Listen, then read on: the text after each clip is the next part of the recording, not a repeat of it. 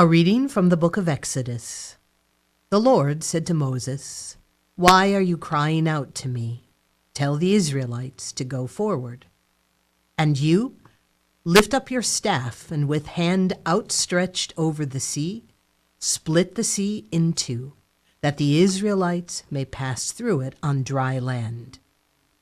But I will make the Egyptians so obstinate that they will go in after them. Then I will receive glory through Pharaoh and all his army, his chariots and charioteers.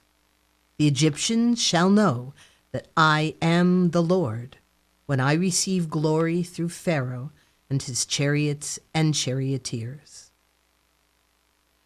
The angel of God, who had been leading Israel's camp, now moved and went around behind them. The column of cloud also, leaving the front, took up its place behind them, so that it came between the camp of the Egyptians and that of Israel.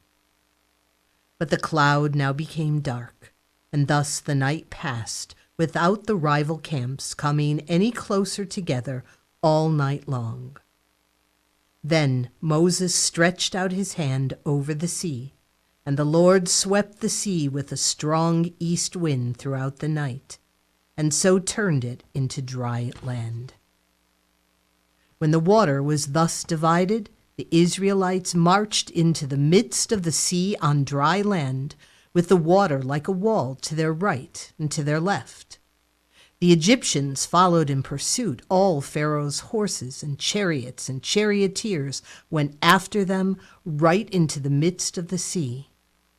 In the night watch, just before dawn, the Lord cast through the column of the fiery cloud upon the Egyptian force a glance that threw it into a panic. And he so clogged their chariot wheels that they could hardly drive. With that, the Egyptians sounded the retreat before Israel, because the Lord was fighting for them against the Egyptians. Then the Lord told Moses, "Stretch out your hand over the sea, that the water may flow back upon the Egyptians, upon their chariots and their charioteers." So Moses stretched out his hand over the sea, and at dawn the sea flowed back to its normal depth. The Egyptians were fleeing head-on toward the sea when the Lord hurled them into its midst.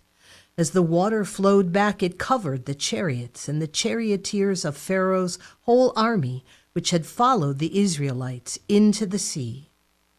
Not a single one of them escaped. But the Israelites had marched on dry land through the midst of the sea, with the water like a wall to their right and to their left. Thus the Lord saved Israel on that day from the power of the Egyptians. The word of the Lord.